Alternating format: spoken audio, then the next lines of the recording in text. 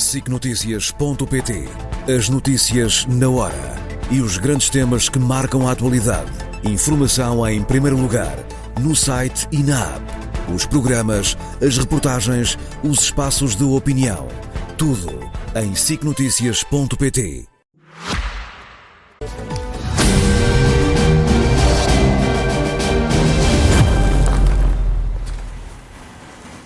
Boa tarde, Nuno. Olá. Vamos começar o Leste-Oeste de hoje por Portugal. Conseguimos hoje prever os fenómenos extremos com muito mais antecedência, mas isso também faz com que tenhamos de ser mais responsáveis e de estarmos mais preparados para esses fenómenos. Nós temos hoje mais meios e mais comunicações melhor preparadas para responder a estas emergências que muitas vezes acontecem ao mesmo tempo? Temos mais meios. É importante teres referido que as emergências hoje já são muito mais previsíveis do que eram há uns tempos atrás. Há hoje meios tecnológicos que prevêem ou que nos permitem fazer uma imagem daquilo que vai acontecer com horas, se não dias de antecedência. Aliás, a primeira imagem que eu queria mostrar é uma colagem de vários avisos sobre a tempestade que entretanto se abateu sobre Portugal. E que alguns diziam que tinha 30% de se transformar numa espécie de uma tempestade subtropical. Nós hoje temos realmente, através de muitos meios de satélite, de outro tipo de verificação por sensores, é possível prever. Mas o que nós temos que ver é que estas emergências, que antes eram consideradas excepcionais, começam a tornar-se parte do dia-a-dia. E um país como Portugal, que tem grandes vulnerabilidades por ser um país costeiro, precisa de ter um sistema, como disseste, de prevenção muito importante, mas precisa, sobretudo, ter um sistema de comunicação muito importante. Por isso é que nós andamos sempre a falar do Ciresp. Quer dizer, o Ciresp não serve apenas para os fogos. O Ciresp tem que servir, obviamente, para a comunicação de qualquer emergência.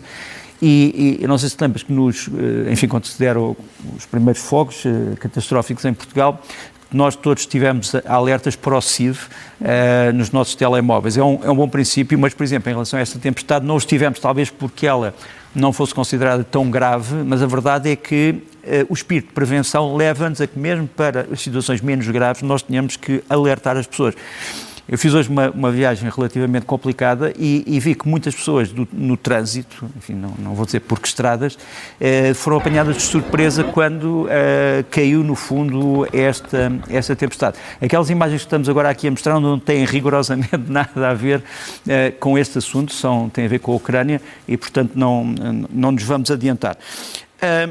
Portanto, para já, nas emergências é muito importante nós termos um Ciresp que seja permanente, que não haja desculpas quanto ao seu funcionamento e temos que realmente perder mais tempo, que é ganhar, em discutir os grandes problemas da administração interna em Portugal e perder menos tempo nos pequenos problemas. Mas isso quer dizer que Portugal joga mais na reação do que propriamente na prevenção?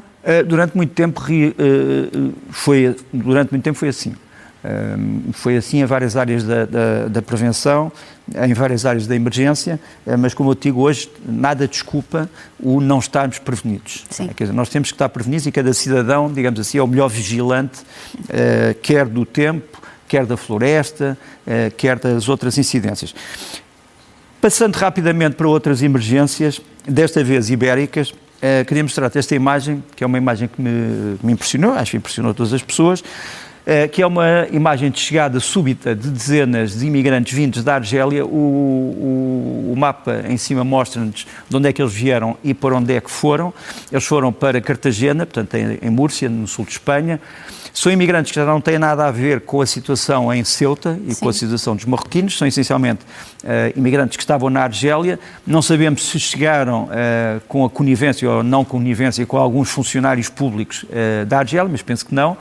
Seja como for, chegaram à Espanha e o que é que impressionou as pessoas neste incidente? É que estes imigrantes não vinham naquela situação desesperada de virem em boias, de virem em barcos improvisados, vieram numa lancha voadora equipada com sensores de navegação e com motores altamente potentes, que largou os homens, eram sobretudo homens e crianças não acompanhadas, e este tipo de veículo depois saiu, quer dizer, calmamente de Cartagena, como se nada tivesse passado, e é exatamente parecido, muito semelhante, com as voadoras que têm sido apanhadas em Portugal. Esta é uma que foi apanhada ontem pela Polícia Marítima, que tem feito um trabalho exemplar, ligado às redes de tráfico de droga. Estas lanchas que têm passado pelo Tejo, esta foi apanhada perto de Oeiras, carregada de bidões, que neste caso penso que estavam semi-vazios, de combustível, que são geralmente bidões para abastecer outros navios transportadores de drogas. Nós falámos disso num programa aqui bastante extenso sobre esse assunto, mas só para dizer que há cada vez mais a suspeita que estas lanchas, vindas, muitas delas do norte da África, servem para o tráfico de pessoas e também para o tráfico de droga e talvez também para o tráfico de algumas armas automáticas que têm aparecido em Portugal e noutros países do mundo ligados aos gangues de droga. E, portanto, é preciso não minimizarmos esta ameaça, é uma ameaça importante e que, como eu digo, há também já meios suficientes para prevermos este tipo de emergência e não há grandes desculpas para não dedicarmos todos os meios na prevenção. Vamos à guerra. Rússia e Ucrânia. Parece que a Rússia está a ser novamente muito agressiva, um novo ataque muito violento a Kryvyi Rih, a cidade onde nasceu e cresceu Zelensky. Este ataque pode-nos mostrar uma Rússia, de facto, mais agressiva? É essa a intenção? Ou está a tentar Vladimir Putin recuperar a iniciativa da guerra? É preciso não nos esquecermos que estamos próximos das eleições na Rússia, não é? Sim. Portanto, as eleições de setembro, as eleições na Rússia, geralmente sabe-se quem ganha, mas essa é outra questão. Até porque também se sabe o que é que Putin fez em relação a outro partido. É verdade e, quer dizer, infelizmente não há neste momento uma alternativa legal credível a Vladimir Putin na Rússia por questões de repressão do próprio regime. Seja como for, mesmo dentro desta ideia de que Putin precisa de mostrar força, este ataque a Kryvyi Rih, como disseste, a cidade natal de Zelensky, é um ataque brutal, porque é um ataque que se dá sobre um centro comercial que estava cheio de pessoas, estamos a falar durante o dia, é feito durante horas de compra. Hoje vou explorar mais este problema no Guerra Fria na SIC, porque isto tem a ver também com a questão de saber se os ucranianos neste momento poderiam organizar eleições na Ucrânia. Quer dizer, imaginam que era um posto eleitoral ou um posto de recenseamento que estivesse instalado aqui ao pé. Mas isso é outra questão que eu depois desenvolverei com mais tempo. É um ataque duplamente criminoso por ter sido feito, e sabia-se, porque estamos a falar de drones, estamos a falar de aeronaves sem ocupantes, que podem verificar o que é que estão a fazer. Portanto, há uma transmissão através de uma câmara, e nós sabemos exatamente o que é que estamos a ver, se estamos a ver um centro comercial ou se estamos a ver outra coisa, se estamos a ver um centro comercial de dia ou outra coisa, se podemos passar por cima do parque de estacionamento, saber quantos veículos é que lá estão estacionados. Portanto, a Rússia tem conhecimento disso tudo, portanto não pode alegar desconhecimento, qualquer tipo de acidente ou desconhecimento. Mas o mais grave é que foram dois ataques, aquilo a que os especialistas chamam o double tap, portanto, no fundo o duplo ataque, porque o primeiro ataque é feito contra o centro, provocou-se um incêndio, as pessoas, entretanto, foram alvo de uma evacuação, e quando os serviços de emergência, bombeiros e serviços de enfermagem e serviços médicos se aproximaram do local e estavam já a assistir a pessoas, houve um segundo ataque que vitimou também pessoas que estavam envolvidas na questão da emergência e da assistência aos feridos. Como sabes, houve um número bastante grande de mortos, nós não podemos estimar, mas podem ir até aos 20 mortos, sabemos que foi mais de uma dezena, mais de 15 mortos. Sabemos que há pessoas desaparecidas, infelizmente, sabemos que há pelo menos 200 feridos com estados de gravidade totalmente diferentes, entre eles crianças, mas tudo isso mostra que a guerra na Ucrânia, a invasão da Ucrânia, entrou já num patamar em que já nada nos pode surpreender. Quer dizer, nós vamos descobrir, infelizmente, cenas de horror praticamente em todas as semanas. Entretanto, o discurso oficial russo, e pegando naquilo que há bocadinho estavas a dizer, é cada vez mais ambíguo sobre o passado da própria Rússia. Quer dizer, houve uma altura, entre 1991 e digamos, 1996, 97, em que a Rússia disse claramente: nós não temos já nada a ver com a União Soviética. Denunciamos os crimes do Stalin, sabemos que este país foi oprimido. Hoje em dia, eu não sei se podemos só esperar um bocadinho, antes de eu acabar esta introdução, porque eu queria mostrar é uma peça de 5 minutos, Claro que sim. Que é sobre o discurso do antigo chefe da polícia secreta soviética entre 1938 e 1945, Lavrentiy Beria, que por sua vez depois também foi, digamos assim, eliminado politicamente, em que o Beria explica, no dia do funeral do Stalin, o que é que a Rússia, na altura a União Soviética, deve ao Stalin. E este discurso, infelizmente, está a ser reciclado para a Rússia dos dias de hoje. E por isso é que eu trouxe estes 5 minutos para que possamos ver. E estão legendados estes 5 minutos. Дорогие товарищи и друзья, трудно выразить словами чувство великой скорби, которые переживают в эти дни наша партия и народы нашей страны. Все прогрессивное человечество не стало Сталина, великого соратника и гениального продолжателя дела Ленина. Ушел от нас человек, самый близкий и родной всем советским людям, миллионам трудящихся всего мира. Товарищи, неутолима боль в наших сердцах, неимоверно тяжела утрата, но и под этой тяжестью не согнется стальная воля коммунистической партии, не поколеблется ее единство и твердая решимость в борьбе за коммунизм. Поэтому народы Советского Союза могут и впредь с полной уверенностью положиться на коммунистическую партию, ее Центральный комитет и на свое советское правительство. Враги советского государства рассчитывают, что понесенная нами тяжелая утрата приведет к разброду и растерянности в наших рядах. Но напрасны их расчеты, их ждет жестокое разочарование. Кто не слеп, тот видит, что наша партия в трудные для нее дни еще теснее смыкает свои ряды, что она едина и непоколебима. Наши великие вожди Ленин и Сталин учили нас неустанно повышать и оттачивать бдительность партии и народа к проискам и корням врагов советского государства. Теперь мы должны еще более усилить свою бдительность. Пусть никто не думает, что враги советского государства могут застать нас врасплох. Сила и несокрушимость нашего государства состоит не только в том, что оно имеет закаленную в боях, овеянную славой армию.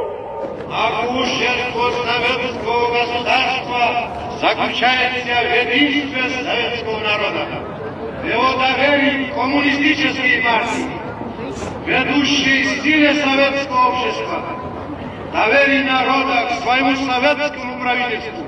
Советский народ с единодушным одобрением встретил постановление Центрального комитета нашей партии, Совета министров и Президиума Верховного Совета СССР о проведении чрезвычайно важных решений, направленных на обеспечение бесперебойного и правильного руководства всей жизнью страны. Одним из этих важных решений является назначение на пост председателя Совета министров Союза СССР талантливого ученика Ленина и верного соратника Сталина Георгия Максимилиановича Маленкова. народы нашей страны могут быть уверены в том, что Коммунистическая партия и правительство Советского Союза не пощадят своих сил и своей жизни для того, чтобы сохранить стальное единство рядов партии и руководства, крепить нерушимую дружбу народов Советского Союза, крепить могущество советского государства, неизменно хранить верность идеям марксизма, ленинизма и, следуя заветам Ленина и Сталина, привести страну социализма к коммунизму. Вечная слава нашему любимому, дорогому вождю и учителю, великому Сталину. Слово предоставляю. É evidente que hoje em dia já não se fala no Partido Comunista, fala-se na Rússia. É evidente que hoje em dia já não se fala na classe trabalhadora, fala-se na nação russa e naqueles que vivem de fora da Rússia, mas continuam a respirar o espírito do russismo. É evidente que hoje em dia já não se fala em Stalin, fala-se num outro líder, em relação ao qual já se está a desenvolver também um culto da personalidade. E é evidente que hoje continuam as mesmas ideias, esperam causar o caos com a queda de um líder, mas nós não iremos fraquejar, nós não iremos desmoralizar. Há essas diferenças, mas a verdade é que este espírito de alguma paranoia que existia em relação ao Estado soviético transferiu-se para o Estado russo depois desse período, de 1991 até, digamos, 1996, segundo outros, até 1999, em que a Rússia pareceu começar a respirar de uma maneira diferente, mas as coisas, no fundo, voltaram ao princípio. É evidente que os nomes, como eu disse, são diferentes, já não se fala em sovietismo, já não se fala em comunismo, já não se fala em trabalhadores, mas os números da repressão são números ainda muito preocupantes, os números da guerra são números preocupantes, os números da invasão à Ucrânia são números importantes e, portanto, infelizmente, a Rússia não entrou no caminho que tinha sido prometido a seguir à queda deste regime, cuja arenga revolucionária, ou pseudo-revolucionária, vimos aqui. E há uma outra nota. É impressionante como é que um regime político que viveu, sobretudo, dos seus campos de concentração, conseguia convencer as pessoas de que era um país que desenvolvia boas relações com a classe trabalhadora de todo o mundo. Mas essa é outra história. Quando o Moscovo diz que já não combate apenas a Ucrânia, mas todo o Ocidente, Nuno, isto é propaganda ou é mesmo assim que o Kremlin vê esta guerra? Vê esta guerra como um combate contra o Ocidente. Aliás, uma das particularidades do discurso político russo hoje em dia é o de dizer a Ucrânia está a ter alguns sucessos, não por causa da Ucrânia, mas porque nós estamos a ser atacados pela NATO. Isto não é a Ucrânia, é a NATO. E estes drones não são só drones ucranianos e, portanto, vão buscar, sobretudo, o Reino Unido. O Reino Unido, desde o fim do século XIX, foi uma espécie de arqui-inimigo da Rússia e a verdade é que estes drones que nós vemos aqui, que são os chamados Nian, os britânicos chamam-lhes Nian OWE, que são drones kamikaze, com uma pequena carga explosiva, mas que têm algum alcance, são agora olhados pela Rússia como a principal prova de que o Reino Unido está em guerra aberta contra a Rússia. E uma das consequências disso é que o embaixador russo em Londres, que estava no lugar desde 2000, já não me lembro, 2018 ou 2019, saiu do seu lugar, não regressou ainda a Londres. Não há uma quebra formal de relações diplomáticas entre a Rússia e o Reino Unido, mas parece que estamos perto disso. Vamos continuar a falar desta guerra que já não acontece só dentro da Ucrânia, multiplicam-se os incidentes, os episódios e as movimentações militares junto às fronteiras dos países da NATO. Nós estamos a chegar a um momento em que as provocações podem motivar uma resposta da NATO ou ainda estamos muito longe desse cenário? Eu achava que estávamos bastante longe há umas semanas atrás, ou alguns meses atrás. Acho que as coisas mudaram. É evidente que há uma grande parte da hostilidade entre os países da NATO e da União Europeia e a Rússia que tem a ver com palavras, ou com, digamos assim, a deslocação de forças, mas outros têm a ver com problemas já mais graves. O mais grave nos tempos mais próximos foi este aparecimento de um drone marítimo russo junto a um projeto de gás que já foi desenvolvido já há algum tempo pela Roménia, em conjunção com a União Europeia. Aliás, hoje um dos maiores projetos de gás da União Europeia. O projeto chama-se Neptune Deep, temos ali no mapa, e a verdade é que aquele drone que vemos ali à esquerda é um drone naval russo que apareceu junto a este projeto. É evidente que o que todos temiam é que ele pudesse explodir junto do projeto e causar, digamos assim, um primeiro incidente contra um país da NATO, e os romenos, como se costuma dizer, passo o plebeísmo, não fosse o diabo de selas, enviaram um caça F-16 para destruir este alvo marítimo, digamos assim. Temos aqui estas imagens, um F-16 que foi usado para destruir um drone marítimo russo, portanto estamos a falar já às águas territoriais da Roménia e estamos a falar de um incidente relativamente grave que não pode ser ignorado. Seja como for, há outros países que estão a tomar precauções nas suas costas. Por exemplo, o Presidente da Polónia foi visitar já há algum tempo, mas achei que era preciso relembrarmos esta visita, foi visitar esta unidade especial polaca. Quem são estes homens? São os homens de uma unidade chamada Formosa. A Formosa é uma espécie de unidade que corresponde aos SEAL americanos, de certa forma também ao destacamento de ações especiais dos fuzileiros portugueses, mas que tem como principal função prevenir ataques contra as estruturas portuárias, à infraestrutura crítica junto ao mar da Polónia. E também se faz operações especiais em zonas, digamos assim, marítimas.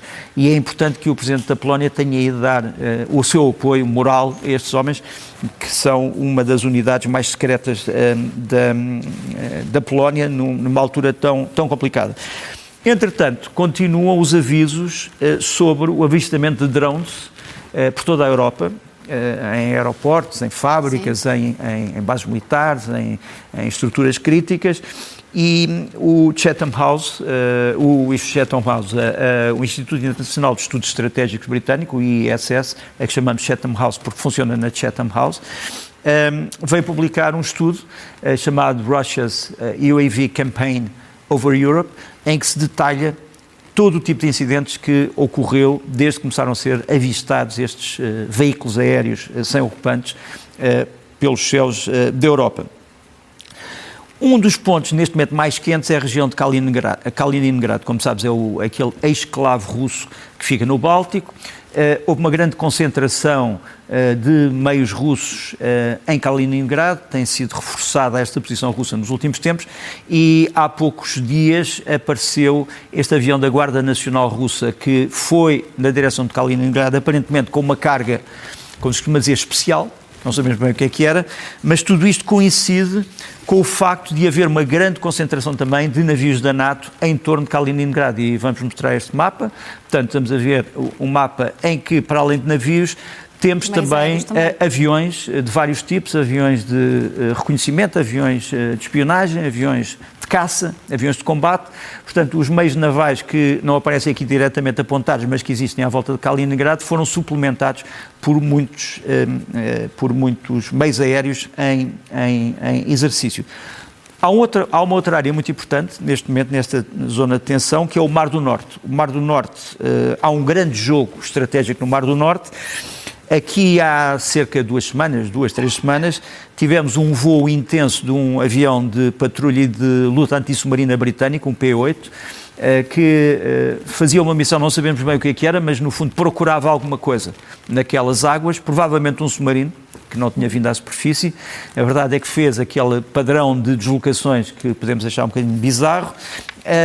Depois tivemos também, é importante salientá-lo, a entrada de um grande contingente dinamarquês.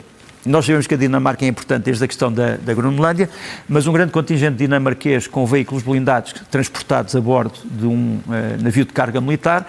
Vemo-lo aqui escoltado por navios das marinhas sueca e dinamarquesas. Para onde é que iam estes dinamarqueses? Iam precisamente para reforçar uma brigada multinacional de resposta rápida da NATO na Letónia, portanto, nos países bálticos. Entretanto, nas últimas semanas também, a Marinha dinamarquesa seguiu uma fragata russa, a Almirante Kazatonov. É uma fragata importante porque pode lançar mísseis de longo alcance contra navios e contra a superfície. Nós temos aqui a fragata em si, que veio do Canal da Mancha até, portanto, estamos a falar, passou junto às Ilhas Britânicas e à França, depois dirigiu-se para o Báltico, depois foi para Kaliningrado, foi seguido por vários navios da NATO, sobretudo dinamarqueses, está ali o mapa do seguimento. E qual era a missão do Kazatonov? Por um lado, verificar onde é que estavam os navios da NATO que estão à volta de Kaliningrado, mas depois, como vamos ver aqui, tinha uma missão especial: escoltar ou proteger os navios russos que transportam petróleo e que transportam gás. Os navios legais, não é a frota fantasma, são os navios legais, e aqui temos a transportar, a proteger o porta LNG, portanto, ou GNL, gás natural liquefeito, o Porto Ovi. Portanto, esta zona, Mar do Norte, Báltico, é uma zona de grande tensão neste momento. Não pode ser ignorada, não podemos exagerar, mas é uma zona que tem que ser estudada com muito cuidado. Entretanto, levantamos-nos para irmos ao nosso video wall, porque vamos passar para outra guerra, do confronto da Rússia para um instrumento de guerra e pressão, neste caso o bloqueio do Estreito de Hormuz, que os Estados Unidos também procuram apertar cada vez mais o Irão. O que é que a história nos ensina quando acontece um bloqueio? O que é que ele consegue efetivamente? Muito bem. Os bloqueios, no fundo, existem desde a antiguidade. Estamos a falar aqui de bloqueios navais. É evidente que nós tivemos outros tipos de bloqueios ao longo da história, de bloqueios terrestres. Todos conhecem o bloqueio, por exemplo, a Berlim, feito pela União Soviética. Todos conhecem o bloqueio de Israel, feito a Gaza. Todos conhecem, por exemplo, o bloqueio da Nigéria, feito ao Biafra, mas estamos a falar de bloqueios essencialmente terrestres. Aqui vamos falar dos bloqueios navais, porque é o caso do bloqueio americano em curso.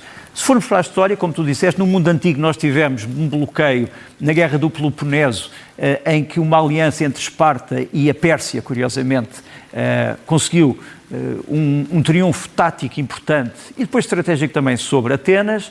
Depois, nas guerras púnicas, tivemos bloqueios sucessivos de Roma contra Cartago. Cartago, que é hoje, enfim, uma parte importante da Tunísia. Depois, nos séculos XVIII e nos séculos XIX, tivemos um bloqueio inglês da França e às colónias americanas. A França, como sabes, ajudou à independência dos Estados Unidos. Tivemos um bloqueio depois napoleónico às várias potências inimigas. Tivemos um bloqueio britânico ao Império Napoleónico. Tivemos um bloqueio francês a Argel. Eu trouxe uma imagem maior para mostrar isto. Este é um bloqueio francês a Argel que é feito no século XIX, no princípio do século XIX. Porquê? Os navios franceses queixavam-se de ser constantemente atacados. Os navios civis franceses queixavam-se de ser constantemente atacados por piratas e corsários. Portanto, a diferença entre o pirata e o corsário é que o pirata, em princípio, agia em nome próprio, e o corsário tinha uma carta de um Estado para piratear, digamos assim. Portanto, digamos que o pirata era o assaltante ilegal e o corsário o assaltante legal, ou legalizado. Os franceses queixavam-se realmente dessa guerra de corso e fizeram um bloqueio naval muito importante à cidade de Argel. Não resultou. Ao contrário dos bloqueios no tempo de Napoleão e dos bloqueios às comunidades que se declaravam a independência dos Estados Unidos, nos futuros Estados Unidos, e que tiveram resultados mistos, este aqui falhou rotundamente. E o que é que aconteceu? Aconteceu que os franceses tiveram que invadir por terra Argel porque o bloqueio naval não tinha sucedido. Temos aqui também um elemento interessante, o chamado Plano Anaconda, que se passou durante a Guerra Civil Americana. A União, portanto, que acabou por ganhar a Guerra Civil, fez um plano de boicote naval e de, digamos assim, bloqueio naval aos confederados durante a Guerra Civil.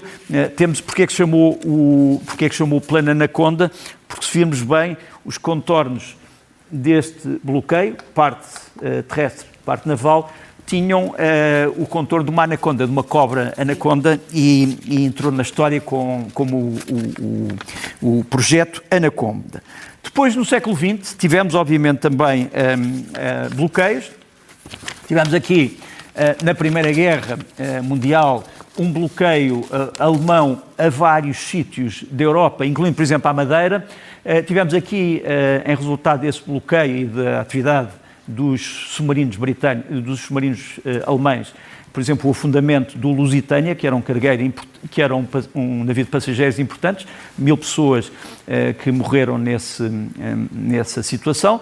Depois, o Reino Unido, sobretudo, e mais tarde os Estados Unidos, fizeram também um bloqueio de resposta ao Império Alemão, que teve algum sucesso. Na Segunda Guerra Mundial, os bloqueios não resultaram tanto, quer da Alemanha nazi, quer dos países aliados, mas houve, por exemplo, um grande plano, que foi um plano de conquista do Japão, já depois mais ou menos, digamos, contemporâneo da largada das 2 bombas atómicas em Hiroshima e Nagasaki, e que passava por um bloqueio total, digamos, das costas da grande ilha do Japão, e do arquipélago japonês. Este bloqueio acabou por não acontecer plenamente, nem a invasão terrestre do Japão, porque precisamente depois do ataque nuclear americano, os japoneses decidiram, no fundo, acabar com a guerra, não valia a pena perderem mais. Nós tivemos também um bloqueio, como provavelmente sabes, nos anos 60, dos Estados Unidos a Cuba, no tempo da administração Kennedy, por causa da instalação de mísseis soviéticos em Cuba. Os Estados Unidos não fizeram uma intervenção militar em Cuba, mas rodearam Cuba de navios de guerra, e temos aqui essencialmente uma das imagens desse bloqueio. E depois, muito mais recente, no ano passado, tivemos o bloqueio americano à Venezuela, como sabes, com uma força de missão. Temos aqui um dos elementos de interseção desse bloqueio, e é importante não esquecermos que houve realmente bloqueios navais até agora. Os bloqueios navais são tratados de maneira diferente pelo direito internacional. Enfim, o direito internacional não os rejeita totalmente, mas eles têm que ser equilibrados, têm que ser provados no que toca à sua causa, não podem afetar civis, não podem ser dirigidos contra populações civis, e, portanto, há uma série de restrições que são mencionáveis no direito internacional. Obviamente que os bloqueios não são uma forma normal de fazer política. Agora, os bloqueios mostram uma coisa, é que havia uma famosa frase latina, que todos aprendiam no direito internacional público, que era a frase que entre a guerra e a paz não há meio termo. Mas a verdade é que entre a guerra e a paz há um meio termo. Os bloqueios são um meio termo, assim como as sanções económicas são também um meio termo. Temos aqui também um outro elemento que me parece curioso ou interessante.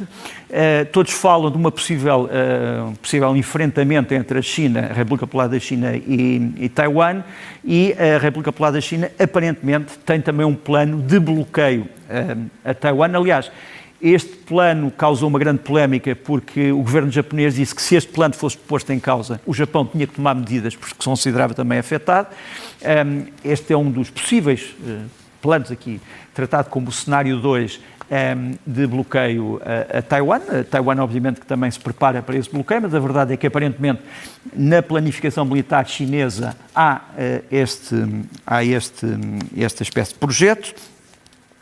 E chegamos então aos dias de hoje, ao anúncio que vai ser feito amanhã.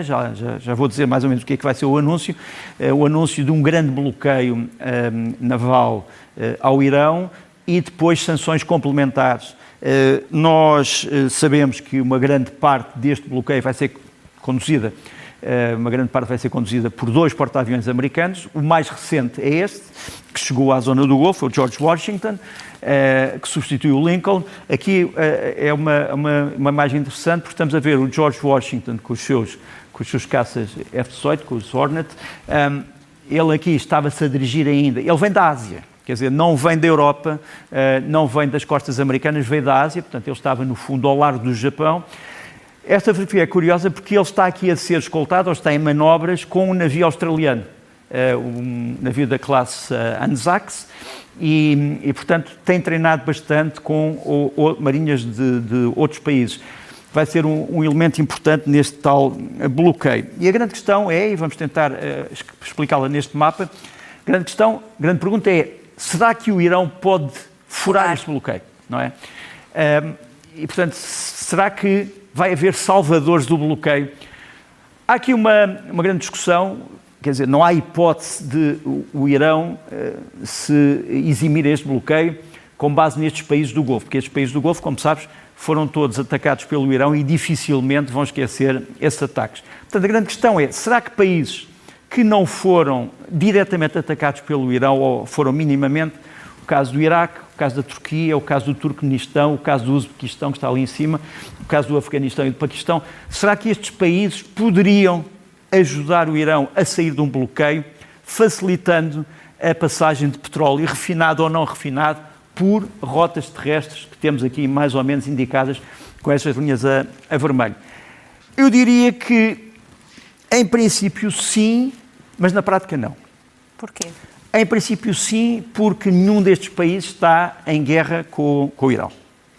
Mas, em princípio, não, mas na prática não. Porquê? Para já, porque um destes países é um membro da NATO, a Turquia, sim. E, obviamente, que a NATO não vai ajudar, nem vai aconselhar a Turquia, e, sobretudo, os Estados Unidos não vão a que a Turquia colabore com o Irão.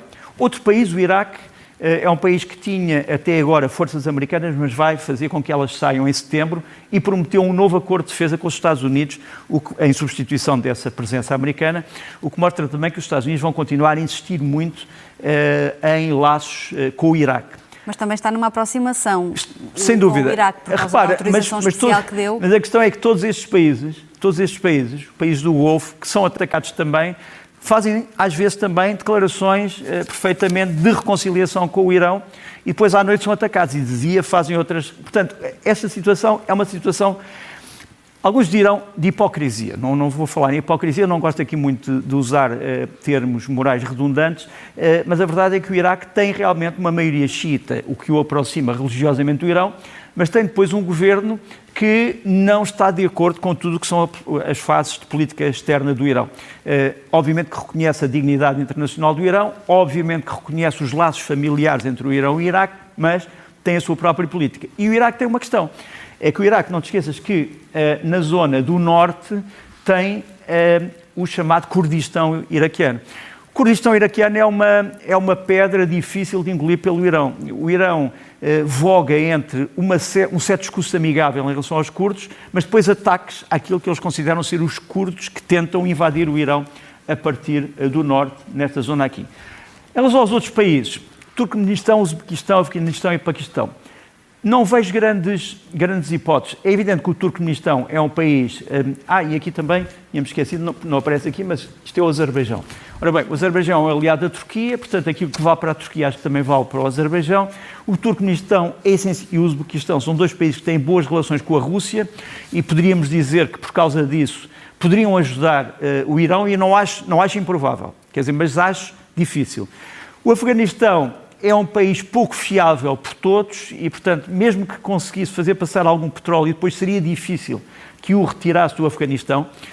O Paquistão está envolvido num acordo de defesa com a Arábia Saudita. Sim. E com a Turquia, e portanto eu acho que aquilo que vale para a Turquia, para a Arábia Saudita, também vale para o Paquistão. Portanto, acho muito difícil, sobretudo, e era para... queria acabar com isso, sobretudo porque o que vai ser anunciado amanhã pelo secretário do Tesouro, Scott Bessent, dos Estados Unidos, é um plano devastador para o Irão. Quer dizer, se for levado a cabo, é um plano devastador, porque não é só um plano de bloqueio naval, é também um plano de sanções, não só ao Irão, mas a todos os países que tiverem relações económicas com o Irão. Quer dizer, um país que receba, ou que seja apanhado a receber gás, petróleo ou outro tipo de negócio com o Irão será também sancionado. Isso aplica-se à China também? Isso aplica-se a todos os países, em princípio hoje, mas a conferência de imprensa é só amanhã. Sim. Portanto, digamos que aquilo que eu sei que foi negociado foi que a China não aceitaria receber material do Irão, embora não o dissesse, e portanto, por causa disso seria isenta destas sanções, porque se os Estados Unidos amanhã disserem a China também será sancionada, vão entrar num discurso que também é contraditório com aquilo que Donald Trump quer, que é uma série de boas relações económicas com a China, porque, em princípio, o presidente chinês vai visitar os Estados Unidos em setembro e, portanto, os americanos não quererão desencadear já, ou para já, uma guerra de palavras e depois uma guerra político-económica com a China. E pronto, é isto que podíamos dizer para já sobre os bloqueios. Há um elemento que me parece também importante realçar, e acho que podemos ir para a nossa mesa, que é o seguinte: porquê é que os bloqueios às vezes falham? Porque os bloqueios são formas, os bloqueios navais, Porque os bloqueios navais são formas imperfeitas, digamos assim, de conflito. O bloqueio naval tem restrições, o bloqueio naval tem princípios, o bloqueio naval tem táticas e tem, até, se quisermos, um princípio estratégico, mas que não cobre todos os problemas que podem ser suscitados, digamos assim, pela hostilidade com o país. Seja um país costeiro, seja um país costeiro de grande dimensão, seja um país costeiro de pequena dimensão, seja uma ilha ou seja um país ribeirinho dentro de um continente. E pronto, era isto que eu queria dizer para já sobre esta nova realidade política que se está a erguer. À volta do Irão, ninguém parece estar propriamente à espera para ver o que é que vai acontecer. Estão a reforçar-se com meios e defesas. Estão a preparar-se para um conflito mais longo, Nuno? Eu diria que os vizinhos do Irão estão a aproveitar estas semanas ou estes meses de aparente acalmia para se fortalecerem. Eu queria mostrar aqui já aquilo que é talvez o navio patrulha mais armado do mundo, quer dizer, tem um armamento que se aproxima de uma fragata ou até de um contratorpedeiro. É o chamado Projeto Falaj 2, dos Emirados Árabes Unidos, tem sido construída em torno da indústria local, mas com muita ajuda de países europeus também. Quer dizer, há muitos países europeus cuja tecnologia naval foi integrada neste navio, que é um navio que neste momento, isto é o lançamento do navio no ano passado, e este navio está hoje já plenamente operacional e é considerado pelos Emirados como um dos principais obstáculos a uma guerra naval que fosse desencadeada pelo Irão, que, como tu sabes, perdeu grande parte da sua armada convencional. Os Emirados Árabes também protegem os seus tanques de combustível com redes antidrone. Repara aqui uma vista geral de alguns destes depósitos. É evidente que as redes antidrone não são a única proteção que os Emirados têm também, obviamente, mísseis de pequeníssimo e médio e longo alcance, e, portanto, nesse aspecto não dependem apenas da questão das redes antimísseis, antidrone, mas seja como for, mais uma prova de que estes vizinhos do Irão se estão a preparar. Agora, este conflito é um conflito que vai além da mera situação entre o Irão e os seus vizinhos. Continua também, como sabemos, para o sudoeste, portanto, no Iémen. O Iémen é um país enorme que está dividido praticamente em dois, entre a parte ocidental dominada pelo movimento Ansar Allah dos Houthis e uma parte oriental dominada por um governo apoiado pela Arábia Saudita, e é precisamente este conflito que vemos aqui numa das suas incidências, em que o movimento Ansar Allah dos Houthis lança através de um drone bombas sobre um carro de combate M1, aparentemente ou saudita ou dos aliados sauditas, os iemenitas. A população deste carro de combate sobreviveu, aliás o carro foi depois reabilitado, mas seja como for, é uma guerra também muito destruidora. Isto passou-se em Marib, que fica no centro-oeste do Iémen dividido. Olhando aqui para a Síria. Há outros problemas, sem dúvida. O problema maior neste momento, se calhar até devíamos ter começado por ele, mas não começar por minha culpa, é o problema das relações entre a Turquia e Israel. Podem acabar frente a frente? Esse é o grande problema que inquieta todas as pessoas. Nós temos aqui a cimeira da NATO, a última cimeira da NATO em Ankara, a capital da Turquia, em que temos o presidente da Síria e o presidente da Turquia a celebrarem um pacto. Não era preciso ser celebrado em público, todos sabem que a Turquia é o principal apoiante do novo regime sírio. O segundo principal apoiante serão neste momento os Estados Unidos, será no fundo o Estado americano, mas seja como for, qual é o problema? É que Israel, como já aqui tínhamos visto, atacou uma base aérea, que não era uma base muito ameaçadora, mas era uma base que aparentemente tinha sido modernizada pela Turquia. Nós temos aqui os israelitas a tentarem explicar porque é que atacaram essa base aérea. É uma base aérea que existe no norte da Síria, e a explicação israelita é esta: os turcos têm 2 enclaves dentro da Síria que representam uma grande percentagem do território sírio. Nós só estamos nos Montes de Golãs, que são uma pequeníssima percentagem do território sírio. E, portanto, justifica-se a nossa ação militar. Não queremos que a Turquia avance mais dentro da Síria. É evidente que A Turquia, como tu sabes, é um aliado dos Estados Unidos. Os Estados Unidos terão dito a Israel: resolvam isto com a Turquia de uma forma cordata, quer dizer, não precisamos de mais uma guerra, sobretudo no seio da NATO, e portanto, tentem resolver isto. Mas a verdade é que depois disto a Turquia reforçou ainda mais... É evidente que o Israel diz que a Turquia recuou, mas a verdade é que a Turquia não recuou, quer dizer, a Turquia reforçou todo o material de guerra que tinha naqueles sítios de enclave. Temos aqui veículos blindados turcos a dirigirem-se para os tais enclaves do norte da Síria. Depois temos também alguns meios pesados, que também não foram apenas blindados ligeiros. Temos aqui um vídeo com pior qualidade, mas em que vamos ver, realmente, como estamos a ver, já material pesado, aparentemente material de artilharia, uma rebocada autopropulsada. Há também vídeos que já mostram carros de combate, mas seja como for, a Turquia está num momento de grande tensão com Israel, e a grande questão é de saber se Donald Trump ou um outro estadista pode evitar o pior. Não sabemos, é aquilo que eu posso dizer neste momento, é que não sabemos. Vamos agora falar da Coreia do Norte. Donald Trump quer voltar a encontrar-se, e juntamos ali para falarmos deste desejo de Donald Trump de se encontrar com Kim Jong-un, mas não será exatamente o mesmo país que encontrou em 2018. O que é que mudou, Nuno? É uma longa história, eu achei que valia a pena falarmos um bocado sobre ela. Nós temos aqui a carta traduzida em coreano e em inglês de Kim Jong-un a responder cordialmente ao Presidente dos Estados Unidos, que Kim Jong-un diz aqui que gosta muito desta relação pessoal, espera que a relação política seja igual à relação pessoal e que a relação entre os Estados seja igual à relação entre os homens. Pronto, enfim, a verdade é que realmente Donald Trump conseguiu falar com Kim Jong-un. Em 2018, se me perguntares assim, o que é que resultou? Não resultou muito. Quer dizer, a Coreia do Norte, durante algum tempo, parece não ter avançado no seu plano nuclear, no sentido de construir mais mísseis e de criar mais bases de lançamento de mísseis nucleares, mas não houve assim um grande desenvolvimento que possamos salientar. Realmente a relação entre dois homens que são hoje líderes de potências nucleares é importante. Quando o Trump chega ao poder, ele terá sido avisado pelo Pentágono que a Coreia do Norte era o pior inimigo dos Estados Unidos, porque podia lançar um ataque, por exemplo, à costa ocidental dos Estados Unidos, sem avisar. E, portanto, o que as pessoas que estão à volta do Trump o aconselharam a fazer foi: tenta perceber o que é que Kim Jong-un tem na sua cabeça, se é possível ou não aproximá-lo. Mas isto realmente é o começo, isto é o fim, mas é também o começo da nossa história sobre este reino ermita. Eu escrevi aqui ermita com dois E's, porque se pode escrever ermita ou ermita, é a mesma coisa, não há qualquer problema em português.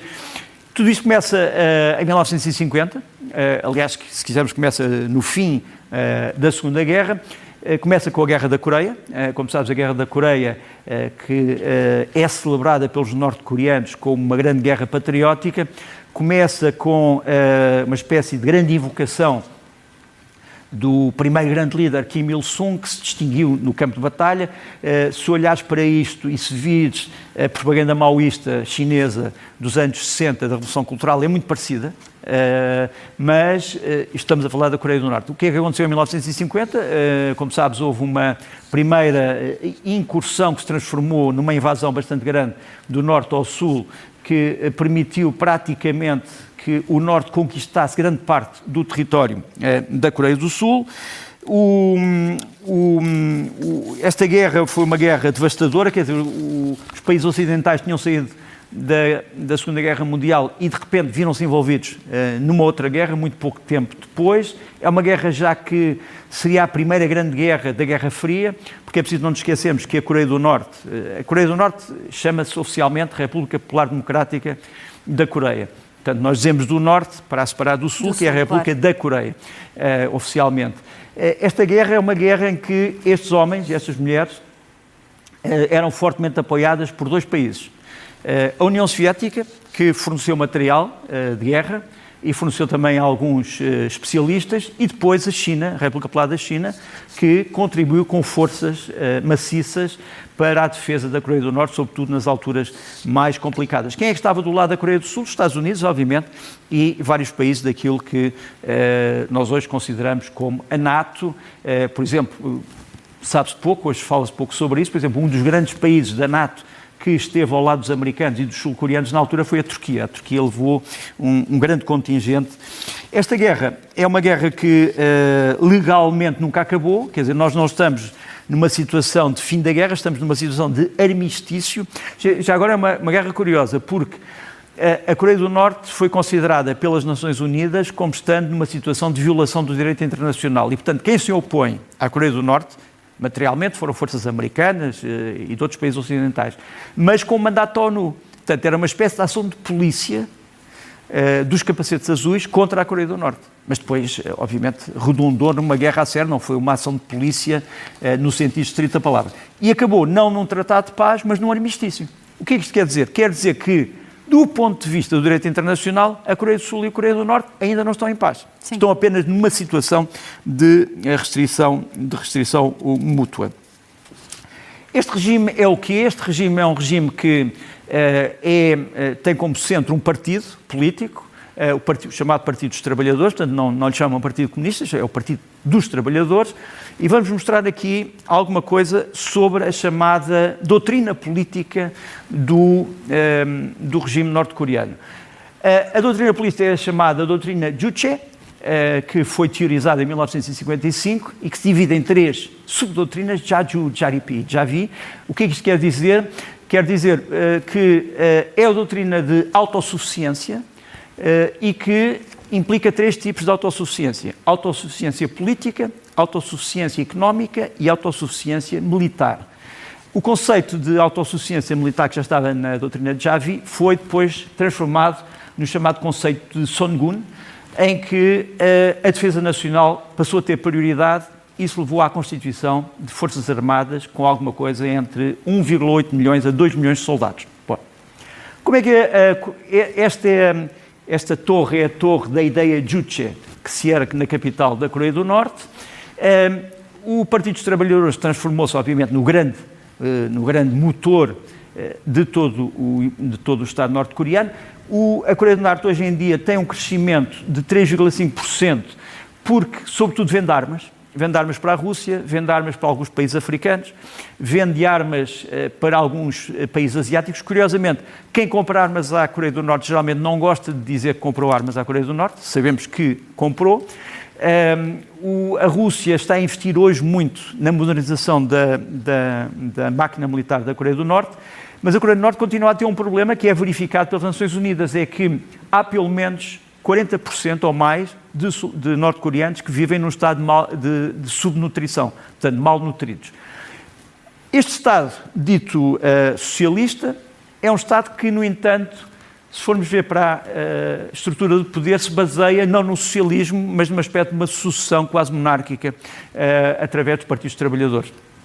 O grande líder, obviamente, que se notabilizou na Guerra da Coreia era o Kim Il-sung. Todos eles tiveram, digamos assim, títulos informais ou mais ou menos formais. O Kim Il-sung é o chamado Presidente Eterno, é o fundador. O Kim Il-sung teve como descendente o Kim Jong-il, considerado como querido líder, portanto, todos eles têm esse nome. O Kim Il-sung e o Kim Jong-il descendem de um casal, Kim Yong-chik e a Kang Pan-sok, também estavam ligadas ao movimento revolucionário coreano. O Kim Il-sung e o Kim Jong-il são os 2 primeiros líderes e o terceiro líder é o Kim Jong-un, que, como vês aqui, é filho de Kim Jong-il. Portanto, estamos a falar a passagem de um irmão para outro irmão e depois a passagem do irmão para um filho. Estas pessoas que estamos aqui são importantes. Este já vamos ver. Este é um meio-irmão, é o Kim Jong-nam, já morreu, já vamos ver como. Temos depois aqui o líder atual, que é considerado como o supremo líder. Temos a sua irmã, Kim Yo-jong, que para muitos pode ser a sucessora, e temos um outro irmão de Kim Jong-un que já morreu, Kim Man-il.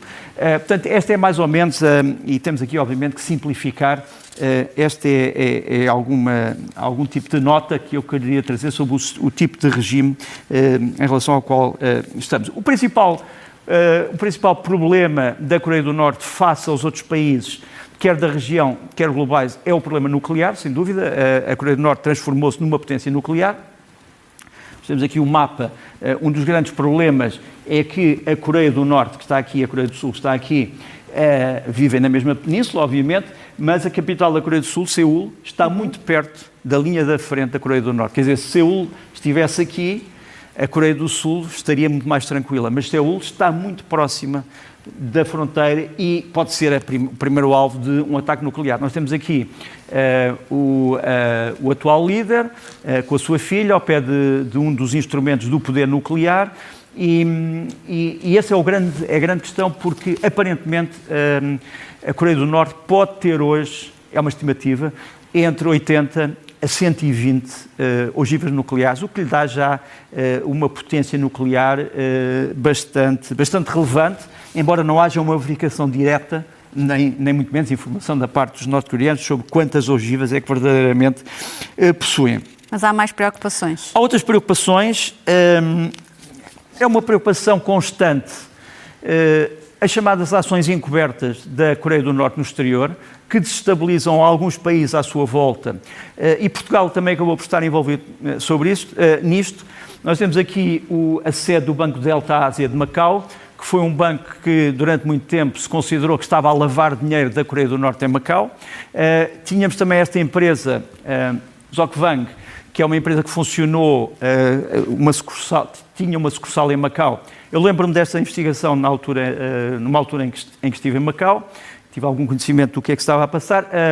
As empresas norte-coreanas que existiam em Macau até 1999 eram consideradas frentes para a lavagem de dinheiro de anfetaminas, de transferência de diamantes, de ouro, de outro tipo de riqueza, digamos assim, e houve uma grande ação, quer dos serviços de informações portugueses, quer militares, quer civis, quer de outros serviços americanos, no controle destas atividades. Há uma coisa que as pessoas talvez não saibam, por exemplo, a Coreia do Norte tinha confrontos com a Coreia do Sul em Macau, confrontos secretos, apareciam de vez em quando pessoas mortas no porto de Macau, norte-coreanos, e sabe-se que eram consequências desse confronto. Ali em cima temos um incidente interessante, foi em 1983, em que 2 homens dos serviços especiais da Coreia do Norte foram apanhados pela Coreia do Sul a bordo daquele navio que estava ali, um navio espião. Foram identificados também como tendo relógios à prova d'água, que eram relógios comerciais, não eram relógios militares. Não vou dizer a marca, mas é uma marca muito conhecida. Temos também aqui um incidente violento que se dá em 1976, bem me lembro, que é em Panmunjom, em que um grupo de militares das Nações Unidas tentou cortar uma árvore, que é esta árvore que vemos aqui, que dificultava a vista na chamada linha de demarcação, que é o paralelo 38, entre a Coreia do Sul e a Coreia do Norte. Foram interceptados por militares da Coreia do Norte que achavam que a árvore não podia ser cortada porque tinha sido plantada pelo fundador do Estado norte-coreano. Isto originou um confronto muito grave em que alguns homens das Nações Unidas foram decapitados com machados. Por causa de uma árvore. Por causa de uma árvore. Temos aqui os 3 militares norte-coreanos que participaram nessa atividade, enfim, menos pacífica. Depois tivemos também, obviamente, outro tipo de atividades violentas da Coreia do Norte no exterior, e vamos ver aqui o assassínio do meio-irmão do líder, Kim Jong-un, que por acaso vivia também em Macau. Ele é assassinado em 2017, ele é assassinado num aeroporto da Malásia. Nós temos aqui o vídeo do que se passou, acho que estamos a vê-lo também aqui no ecrã grande. Ele, no fundo, o que é que lhe acontece? Ele é, portanto, estamos a ver aqui Esta senhora fazia parte de duas mulheres de origem vietnamita. Ela aproxima-se do Kim Jong-un e põe-lhe um pano na cabeça. Este pano estava contaminado com o material VX, que é um gás paralisante, e ele em pouco tempo morreu. Quer dizer, ainda teve tempo de dizer o que é que se tinha passado. Estas senhoras depois são apanhadas. Sabe-se que trabalhavam para o chamado Gabinete Central de Reconhecimento, ou Gabinete Geral de Reconhecimento, que são os serviços secretos militares da Coreia do Norte, mas a verdade é que tudo o que se descobriu veio, obviamente, demasiado tarde. Há uma aventura norte-coreana que também precipitou as más relações entre a Coreia do Norte e vários países do Ocidente, e que é a entrada da Coreia do Norte, para alguns surpreendentemente, na guerra da Ucrânia, na invasão da Ucrânia. Quando os ucranianos entraram e formaram aquela famosa Bolsa de Kursk, em que conseguiram entrar em território russo e ficar durante quase um ano em território russo, a Rússia foi buscar militares norte-coreanos para defender essa parcela do seu território. Este é um cartaz que é pouco conhecido, é um cartaz em que as tropas norte-coreanas que estavam a combater diziam aos soldados ucranianos para se entregar. Portanto, isto era um cartaz que, no fundo, foi lançado em coreano e em cirílico a pedir a rendição. Os norte-coreanos também forneceram à Rússia vários mísseis, entre eles estes mísseis KN-23 e 24, que, como sabes, atacaram também as grandes cidades ucranianas. Apesar de terem entrado nesta guerra, esta guerra foi cruel para os norte-coreanos. Nós temos aqui uma imagem que me parece esclarecedora. O atual líder a prestar homenagem aos militares norte-coreanos que foram mortos durante esta intervenção. Temos aqui documentos que os ucranianos apanharam a soldados norte-coreanos que capturaram, e temos aqui o diretor dos serviços de informações militares norte-coreanos, que era um homem extremamente importante, o Lee Chang-ho, a ser cumprimentado por Vladimir Putin, porque este tal Gabinete Geral de Reconhecimento foi o grande responsável pela coordenação do esforço militar da Coreia do Norte nesta região. A Coreia do Norte tem também expandido muito rapidamente o seu esforço militar, geralmente com material militar feito na Coreia do Norte, mas com grande ajuda de países como a Rússia. A Coreia do Norte também criou relações com o Irão.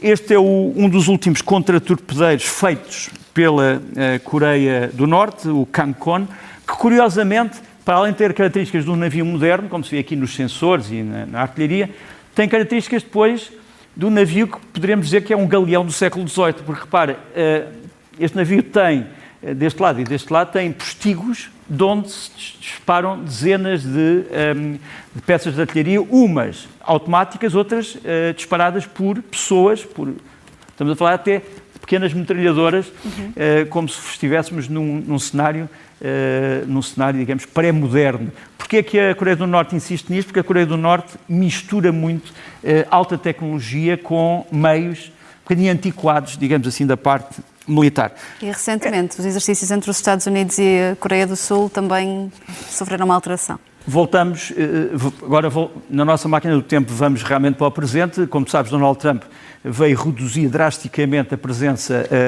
americana nos exercícios que costuma digamos, desencadear com a Coreia do Sul.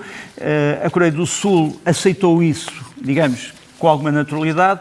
Donald Trump diz que esta participação americana se deve ao facto da Coreia do Sul ganhar muito dinheiro e os Estados Unidos pagarem muito por esses exercícios, e pelo facto de a Coreia do Sul não ter querido ajudar os Estados Unidos na questão do Golfo. Nós temos aqui, no entanto, uma imagem curiosa, que é um militar sul-coreano a dirigir um drone de fábrica americano, chamados famosos drones americanos, que são baseados no Shahed, o chamado drone Lucas, e, portanto, eu diria que a ligação entre os Estados Unidos e a Coreia do Sul não vai desaparecer, mas entrou em águas bastante complicadas. No mundo em que todos parecem estar a reforçar a sua capacidade militar, chegamos a Portugal, falamos das fragatas da Marinha. Estas fragatas vão colocar... Aliás, nós estamos a sair daqui, mas provavelmente, sim, devíamos estar ainda aqui. Peço desculpa. Voltamos. Peço desculpa.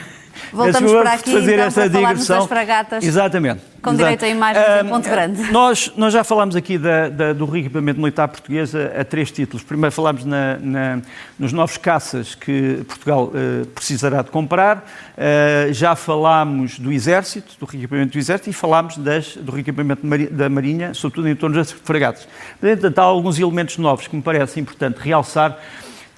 O problema mais interessante que foi posto nos últimos tempos foi o de saber o custo das fragatas. Quer dizer, não tanto a necessidade dela, todos compreendem a necessidade das fragatas, mas o seu custo. E pôs-se um problema que foi este.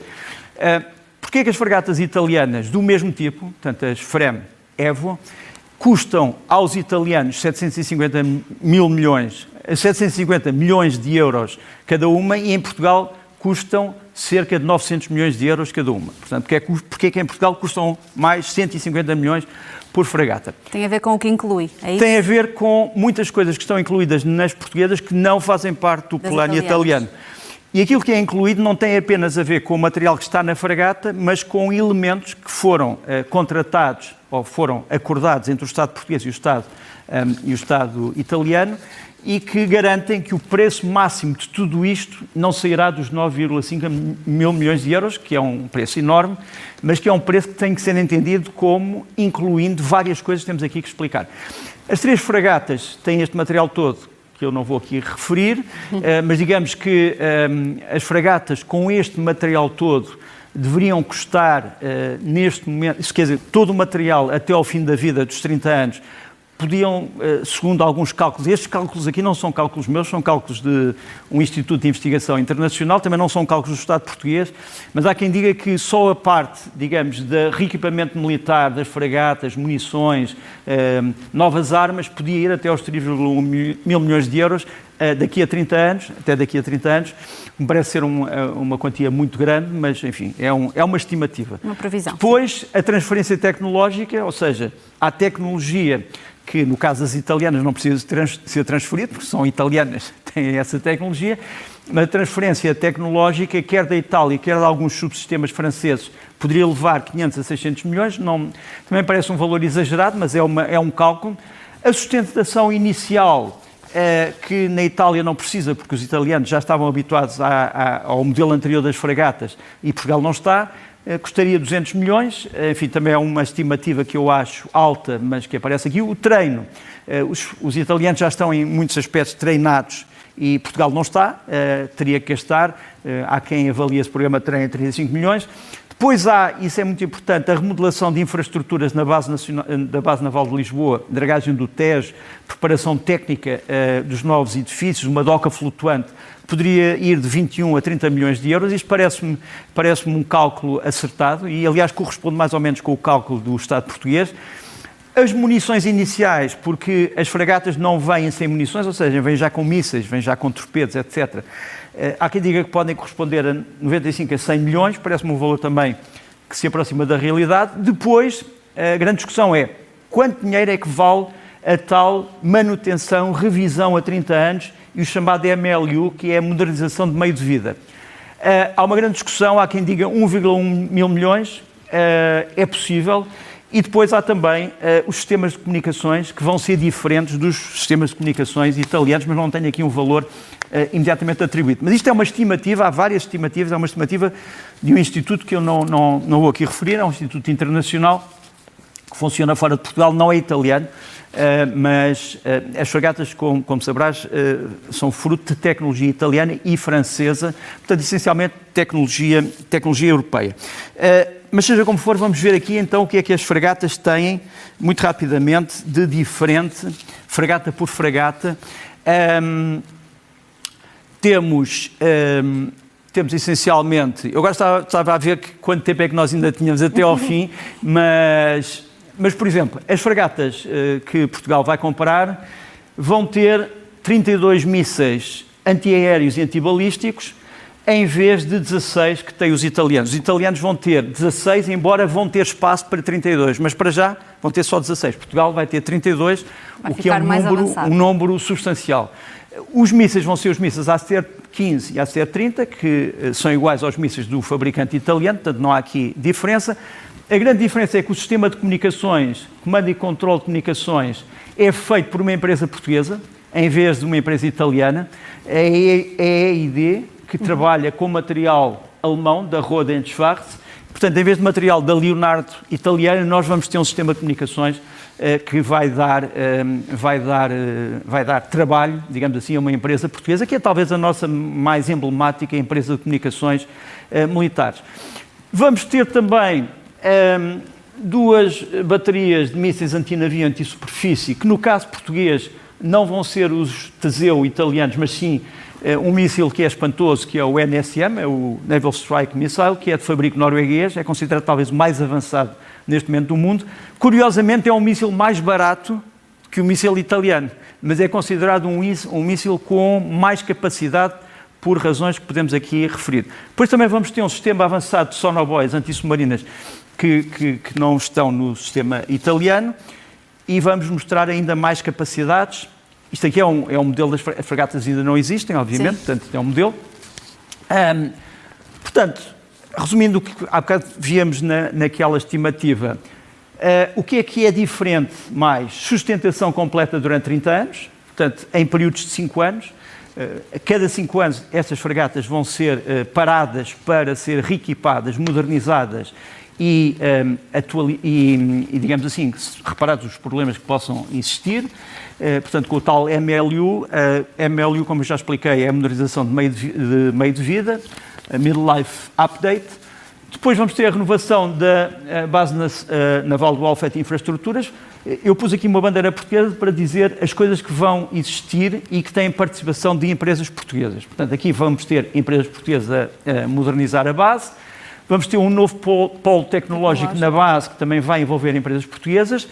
O preço das fragatas vai ser fixo até 2059. Isso também custa dinheiro, quer dizer, criar um preço fixo que não dependa nem da inflação, nem das alterações do mercado de trabalho, etc., também custa dinheiro, inicialmente.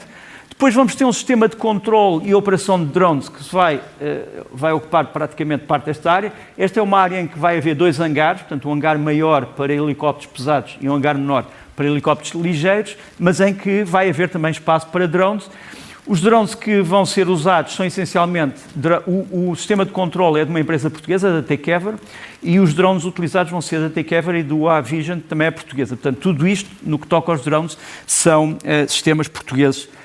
Já agora, a seguir, íamos mostrar só umas imagens de alguns sistemas que me parecem importantes.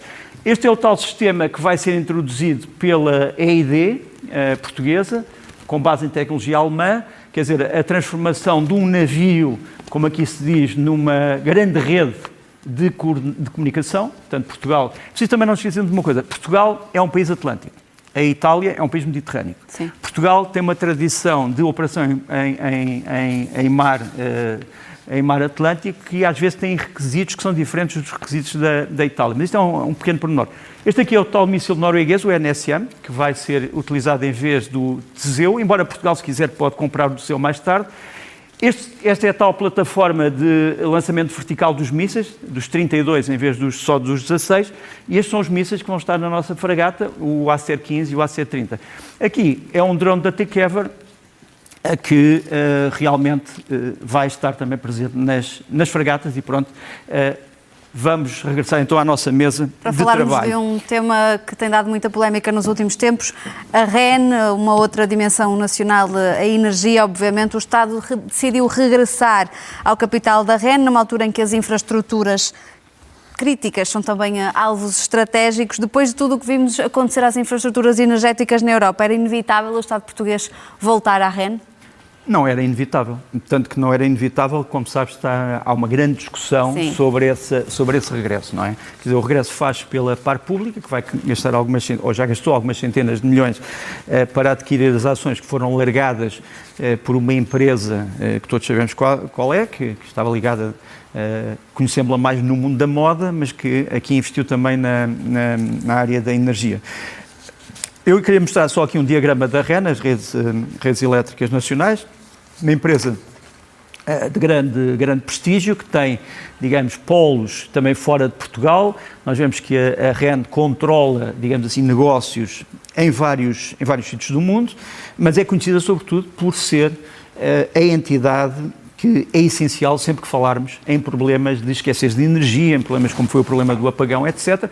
A REN, todos reconhecem que tecnicamente tem funcionado muito bem, e a grande questão, portanto, é saber porque é que o Estado português, que já estabeleceu a concessão de serviço público à REN, e portanto já controla a REN do ponto de vista externo, porque é que precisa também de a controlar do ponto de vista interno? E será que controla? E pomos aqui várias perguntas, algumas eu acho que tenho resposta, para outras não tenho a certeza se tenho resposta. Agora não sei se conseguimos ampliar, porque eu não... Aqui está. Portanto, controle externo, no fundo, hoje já se dá pela ERSE e pelos ministérios do setor, sobretudo o Ministério da Energia. É, no fundo, um controle que é pré-existente pela concessão de serviço público. Portanto, Portugal não tem surpresas nessa área. Essa concessão pode ser retirada, já foi salientado várias vezes, é um bocadinho a fórmula dos cábulas, o H2O, quer dizer, todos sabemos que esta concessão já existe e pode ser retirada. Muito bem. Depois, a grande questão é de saber controle interno, quer dizer, o Estado português passa a ter uma pessoa que vai estar no Conselho de Administração da REN. Isto é importante. Há quem diga que sim. Eu agora aqui vou fazer de advogado do diabo e defender as duas partes, ou explicar os argumentos das duas partes. Há quem diga que é irrelevante. Deixem-me ficar isso grande, para vermos bem. Porque a minha idade já não me permite estas brincadeiras. Controle interno. Os que defendem mais controle interno, portanto, a participação do administrador em todas as reuniões, dizem que o controle passa a ser mais ativo, passa a ser constante e preventivo. Porque uma das coisas que se dizia é que no controle externo, o Estado português pode ser surpreendido com decisões às quais reage, mas em relação às quais podia, se calhar, ter tido influência. E, portanto, há quem diga que o controle interno é extremamente importante e não apenas simbólico. Já ouvi dizer, já se disseram muito disparados sobre o assunto, já ouvi dizer que isto equivale a Portugal ter uma golden share. Não é uma golden share porque Portugal não tem um direito especial com a aquisição destas ações na empresa. Quer dizer, a golden share significa que um país tem determinadas ações e que essas ações valem mais do que as outras porque correspondem a uma espécie de predominância estatal. Aqui não, aqui estamos perante uma regra de empresas normais, portanto as ações compradas valem aquilo que elas representam. Não é uma golden share e, portanto, quem disse isso, espero não volte a dizer. Depois, há quem pergunte, será que vamos ganhar dinheiro? Quer dizer, nós vamos investir centenas de milhões e quanto é que vamos ganhar em dividendos? Em dividendos, em situação normal, não vamos ganhar mais de 14 milhões de euros por ano. E podemos ganhar menos, quer dizer, é um risco. Portanto, não me parece que o argumento dos dividendos possa aqui colher. Afirmação geopolítica face à China. A China realmente é o maior acionista. Mas em que medida é que Portugal influencia a política chinesa com esta aquisição? Não estou a ver, nem me parece que estejamos neste momento num momento de grande tensão com a China, embora eu perceba que os países europeus precisem de ter cada vez mais empresas-chave nas mãos europeias, isso eu percebo. Mas então se calhar nós devíamos ter comprado 50%, ou 49%, ou 50% mais um. Outra razão possível, eu agora não vou dizer que isto foi sugerido pelos serviços de informações portugueses ao Governo, não é isso que eu estou a dizer, mas será que o Governo achava que as ações do tal grupo que saiu iriam ser compradas por um grupo, digamos assim, duvidoso? Não me vou pronunciar sobre o assunto, há um rumor mais ou menos culto sobre o assunto, mas não vou pronunciar sobre o assunto. O último ponto que aparece ali, eu não consigo ler. O que idealmente falta? Eu acho que idealmente Portugal devia investir, ou através do convencimento dos acionistas ou de outros, num funcionamento da empresa que pudesse talvez fracionar alguns dos seus componentes. É uma opinião que tem sido defendida, mas eu diria que o que idealmente falta é um grande consenso dos partidos políticos portugueses sobre o que fazer com a REN. Quer dizer, se há uma divisão profunda nos partidos políticos portugueses, que indiretamente formam o governo, sobre a REN, estamos mal. Quer dizer que a REN deixa de ser uma grande preocupação consensual e há vários caminhos para a mesma. Eu gostaria que, pelo menos, no mínimo, pudesse haver acordo. E esse acordo ainda não existe. E em relação aos preços da energia, algum tipo de impacto esta entrada? Não, porque os preços da energia não são decididos pela RAN. Portanto, mas isso também faz parte da tal fórmula dos cábulas H2O, já sabemos, quer dizer, não vale a pena estarmos a repisar o molhado. Porque esse foi um dos argumentos, mas depois também retirado pelo Primeiro-Ministro. Sabe, estamos em férias, as coisas são retiradas muito rapidamente. Vamos avançar para os livros da semana? Vamos. Olha, vou começar por um livro chamado O Século de Maio, sobre a ruptura constitucional e política em Portugal no 28 de maio de 1926. É um livro muito interessante, embora desequilibrado, ou seja, é feito geralmente por pessoas que apreciaram o 28 de maio, mas tem uma mistura de artigos, que eu diria científicos, de valia, sínteses científicas e de meros panfletos. E, portanto, eu gostaria que até ao fim do ano pudesse aparecer um livro só com base numa história. E não tem nada contra os panfletos, mas os panfletos têm um lugar. A análise científica e objetiva tem um outro lugar, não é? O livro é interessante por uma razão.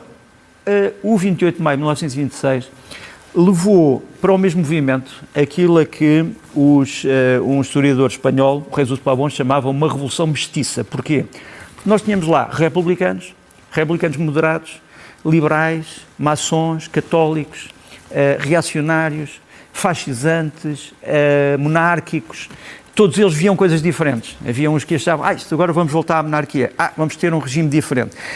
Curiosamente, neste 28 de maio tivemos pessoas tão diferentes como os generais que depois vieram a incluir-se no Estado Novo, e pessoas como Humberto Delgado, como sabes, foi depois um opositor de Salazar, mas que na altura era um grande entusiasta do 28 de maio, aliás, depois foi também um grande entusiasta, quer da Itália, quer da Alemanha durante a Segunda Guerra, mas essa é outra história. De qualquer maneira, passamos deste para um outro livro, é o livro da Cláudia Faria, Unknown and Untold, sobre isto é uma parte da história de Portugal que é muito pouco conhecida. Portugal, a Madeira, durante a Segunda Guerra, recebeu muitos refugiados de Gibraltar, que foram recomendados pelo governo britânico, que na altura, como tu sabes, era a potência que se opunha mais à Alemanha do Hitler, e, portanto, há muitos refugiados que saíram de Gibraltar e passaram a viver na Madeira, e a história destes refugiados é fascinante. Esta história é contada para já em inglês, eu espero que possamos ter brevemente uma versão portuguesa deste épico, chamemos-lhe assim. Da Rosa Montero, espanhola, História do Rei Transparente, que é uma tentativa muito interessante de atualizar os chamados romances medievais, agora para a época presente, mas não vou contar a história. Do António Cortês, uma história dos Lusíadas, que tem como propósito interessar as crianças e os jovens pelo grande épico do Luís de Camões. E depois um livro muito importante, saiu agora em inglês, espero que possa também ser traduzido rapidamente, da Victoria Fedorchak, The Russia-Ukraine War, mais um livro sobre a invasão da Ucrânia. Acho que é um valioso contributo para uma história que ainda está a ser feita. Dos livros passamos para os filmes da semana. Olha, dois filmes que eu acho muito interessantes. O primeiro chama-se Na Companhia das Estrelas, do Ridley Scott. O Ridley Scott já tem não sei quantos anos, 80 e tal anos, mas continua a fazer filmes alegremente. O último foi o Napoleão, que era assim, como se começar. Mas foi um bom esforço. E agora temos Na Companhia das Estrelas, baseado num grande romance. É mais uma vez um romance num mundo pós-apocalíptico, neste caso é um mundo que poderia ser o mundo pós-Covid, portanto não há aqui lobisomens, nem há mutantes, mas era uma grande epidemia que fez desaparecer a Terra, e vamos ver a Terra aqui de uma maneira muito curiosa, porque um dos sobreviventes tem acesso a um avião antigo, em relação ao qual sobrevoa toda a Terra.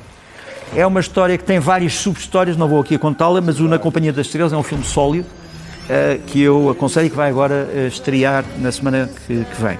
Depois, um filme surpreendente chamado Coyote vs. Acme. Há quem se lembre destas histórias do Coyote e do Bip Bip. Ora bem, esta história é uma história fascinante, porque isto passa-se começa numa altura, eu não posso contar a história, mas pronto, começa numa altura em que as pessoas e os desenhos animados coexistem, e depois acaba num processo em tribunal de alguém, não vou dizer se é uma personagem de um desenho animado ou uma outra pessoa, contra uma empresa, por violação de determinado tipo de direitos. Portanto, é ao mesmo tempo um filme de desenhos animados, um filme cómico, um filme de tribunal e um filme desconcertante, mas está tão bem feito que eu aconselho vivamente. Para mim seria um dos grandes filmes do verão. mas logo verão, daqui a uma nos leva semana. aqui numa pequena viagem ao passado, à infância. Vamos às verdade. sugestões da semana agora. As sugestões da semana, para mim, vão todas, e eu depois, antes do fim, porque ainda vou ter tempo, antes do fim ainda queria voltar a um tema que é a questão da guerra económica e das sanções ao Irão, mas já lá vamos. Sim. Mas nos minutos antes de pormos as músicas, será que eu posso fazer uma introdução? Portanto, eu vou-me concentrar num festival. Portugal, em agosto, é invadido por festivais, invadido no bom sentido. Sim. Às vezes no mau sentido, mas em geral no bom sentido, mas os gostos musicais não se discutem, ou melhor, discutem-se, e por isso é que falamos sobre eles. Este festival é o Mel Calorama, vai-se dar nos dias 28 a 30, em Lisboa, ali naquele espaço que antes pertencia ao Rock in Rio, não é? Portanto, ali à saída de Lisboa, perto do aeroporto, e é um dia, o dia 28, é um dia que me parece muito interessante, porque é um dia em que vem... tu vais em que dia que vais? No dia 29. Vais no dia 29. Dia 28 vêm muitas músicas que são músicas mais experimentais, digamos assim, não são músicas de massas, mas eu sei que os bilhetes se venderam muito bem e há alguns grupos que vêm que são muito interessantes, não são a coisa mais conhecida que possas imaginar, mas acho que representam nichos de música que eu acho que continuam a ser relevantes e interessantes e continuam a ser atualizados. Um desses grupos é o Melodies Echo Chamber, que é uma espécie de música psicadélica dos anos 70 e começo dos anos 80, mas reciclada, como eu disse, e vamos ouvir aqui um bocadinho.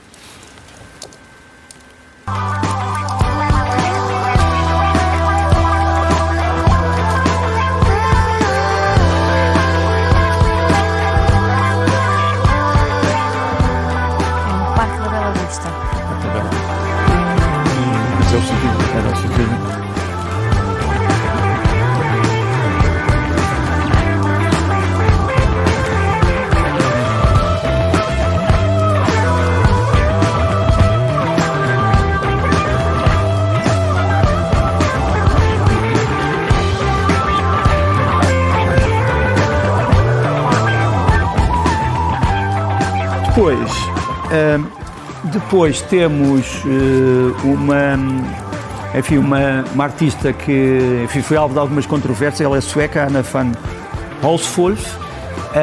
Ela toca uma música, para mim, faz-me lembrar muito uma Kate Bush mais instrumental, ou uma Nico.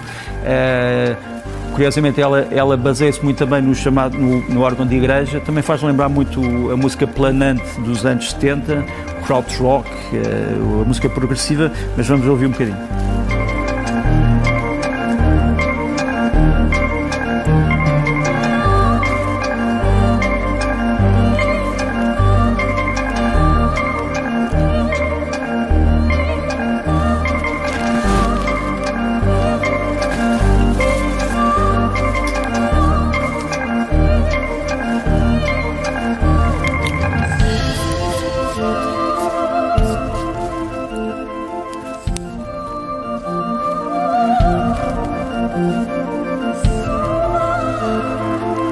Depois ainda temos uma portuguesa que muitos conhecem, obviamente, a Maro, que vai tocar aquilo que nós achamos que é um cruzamento entre a chamada música tradicional e a reinterpretação da balada e de outros elementos da chamada música do mundo. Vamos ouvir aqui um bocadinho da Maro.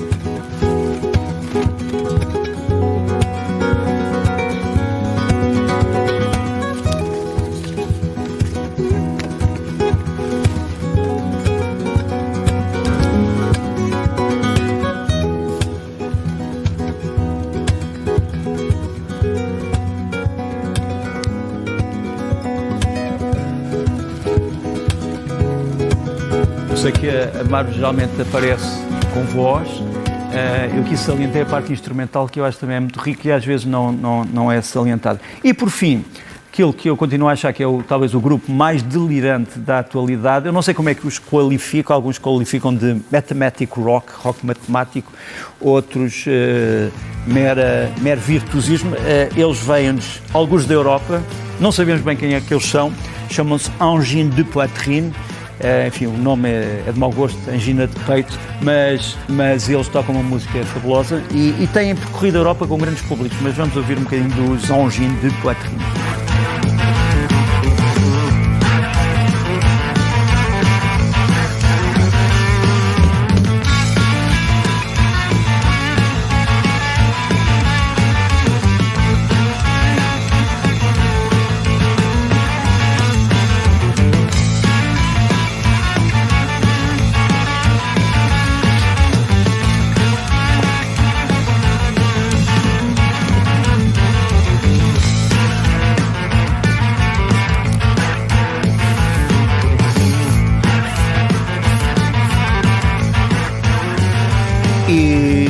E nestes 5 minutos que restam ao tal, falamos das sanções. Voltamos à questão.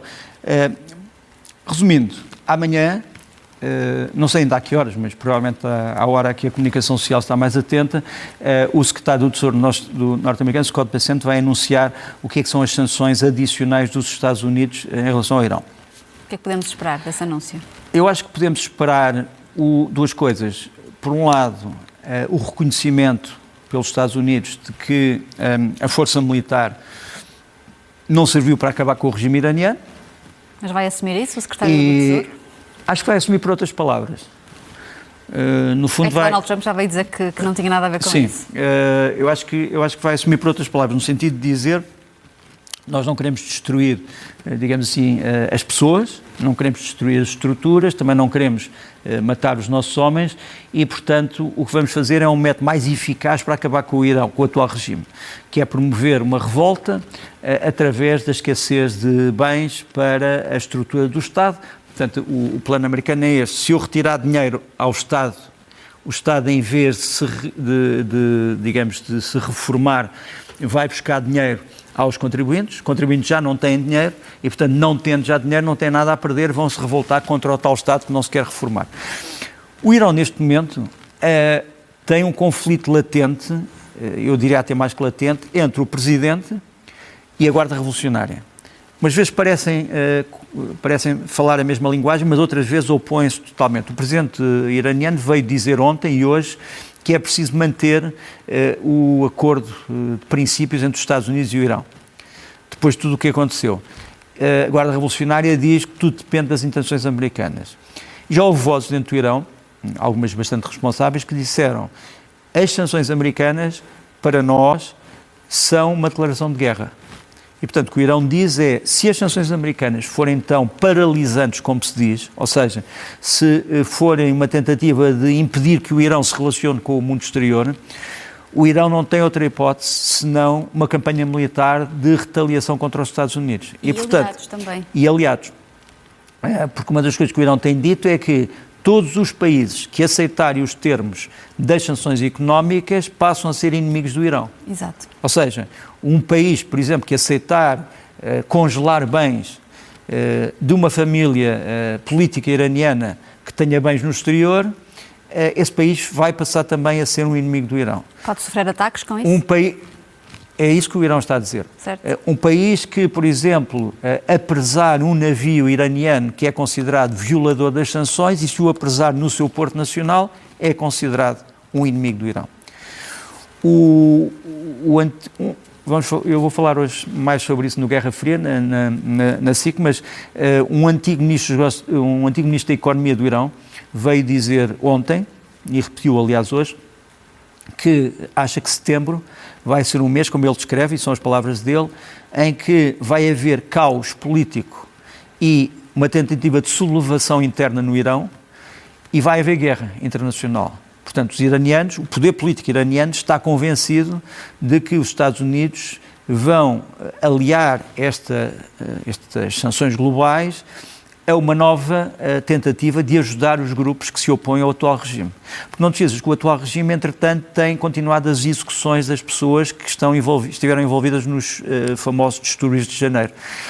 Ou seja, isso criou uma grande revolta entre os opositores ao atual regime, que achavam que Donald Trump ia ajudar a derrubar o regime através da ajuda aos grupos de oposição, isso não aconteceu, e, portanto, o Irão está consciente de que provavelmente vai haver uma segunda vaga de ajuda a estes movimentos associada às sanções.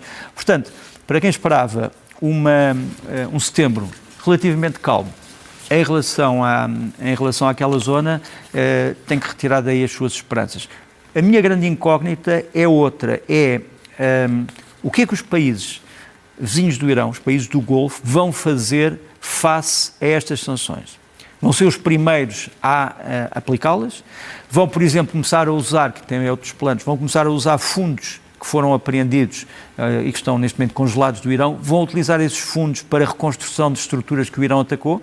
Porque os Estados Unidos, uma das coisas que dizem é que vão usar dinheiro iraniano que está neste momento congelado para pagar várias das despesas militares que os Estados Unidos tiveram durante esta guerra. Até se sugeriu que a construção de novas armas e a produção de novas munições pode ser feita também com esse dinheiro iraniano. Portanto, vamos ter uma nova tensão que passa do plano político para o plano militar e depois para o plano económico, mas que pode voltar a uma questão de enfrentamento militar. Permite-me só perguntar-te se esta decisão também está relacionada com as eleições dos próprios Estados Unidos. Pode estar, mas é uma arma de dois gumes. Porquê? Porque as sanções podem dar resultado ou podem não dar. E daí pode resultar maior contestação para Donald Trump ou não. Vamos ver, mas este é um tópico muito sensível também para os americanos e para toda a administração de Trump, porque tinha prometido uma guerra curta e já vai longa. Assim é que é. Despeço-me de ti, Nuno. Adeus. Foi mais um Leste a Oeste.